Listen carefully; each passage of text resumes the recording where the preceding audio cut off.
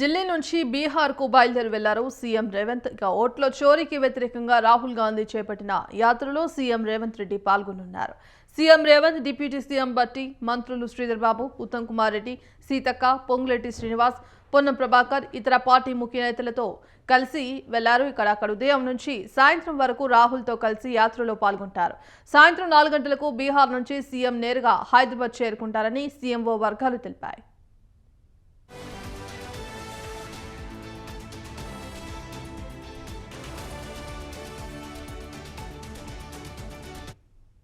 ఇందుకు సంబంధించి complete updates మా కరెస్పాండెంట్ ఉషా అందిస్తారు. ఉషా,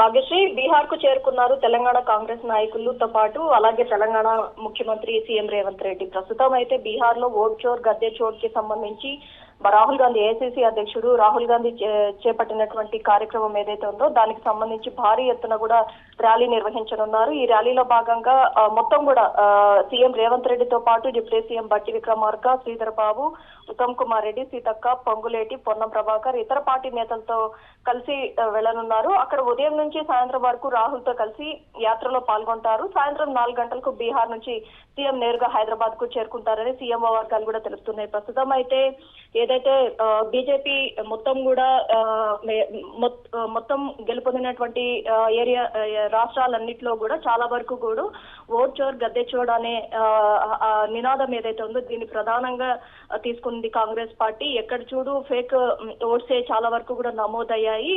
బీజేపీ ఏదైతే విన్ అయినటువంటి రాష్ట్రాలన్నింటిలో కూడా వీటన్నిటినీ కూడా ఖచ్చితంగా ఇప్పటికే చూసుకున్నట్టయితే ఎలక్షన్ కమిషన్ కూడా ఫిర్యాదు చేయడం అనేది సుప్రీంకోర్టు కూడా వెళ్లడం జరిగింది. ఈ అంశానికి సంబంధించి భారీ ఎత్తున ప్రజల్లో కావచ్చు, అలాగే దేశవ్యాప్తంగా కూడా దీన్ని ఒక రెవల్యూషన్ లాగా తీసుకువెళ్లాలి అన్న కోణంలో రాహుల్ గాంధీ చేపడుతున్నటువంటి ఈ యాత్ర ఏదైతే ఉందో దీన్ని సంఘీభావం తెలిపేలాగా తెలంగాణ నుంచి సీఎం అందరూ కూడా మంత్రులతో పాటు చాలా మంది కూడా అక్కడ యాత్రలో పాల్గొన్నట్టుగా అయితే తెలుస్తుంది. నేరుగా సీఎం తో పాటు ఇతర మంత్రులు కూడా సాయంత్రం రిటర్న్ ఫ్లైట్ లో హైదరాబాద్ కు చేరుకోనున్నట్టుగా అయితే తెలుస్తుంది. భాగ్యశ్రీ.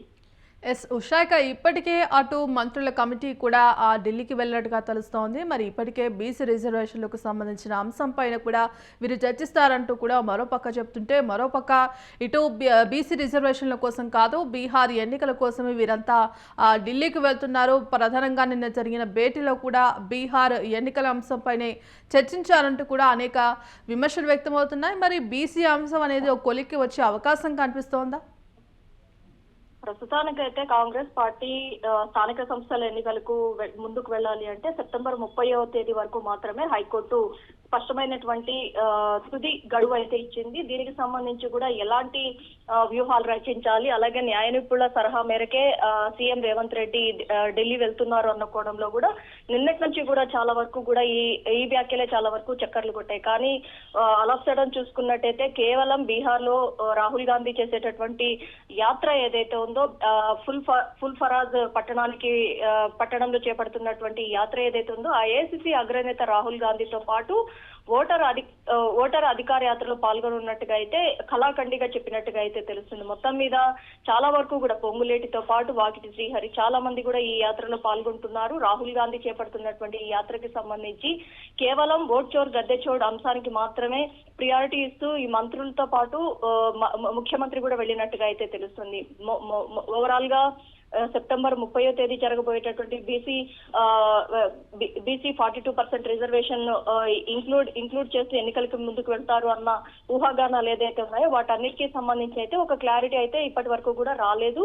నిన్న సీఎం వెళ్లిన నేపథ్యం కూడా బీసీ 42% రిజర్వేషన్ అంశం ఢిల్లీలోని న్యాయ నిపుణులతో కలిసి, అలాగే సుదర్శన్ రెడ్డి ఏదైతే ఉపరాష్ట్రపతి అభ్యర్థిగా ఉన్నటువంటి సుదర్శన్ రెడ్డికి సంబంధించి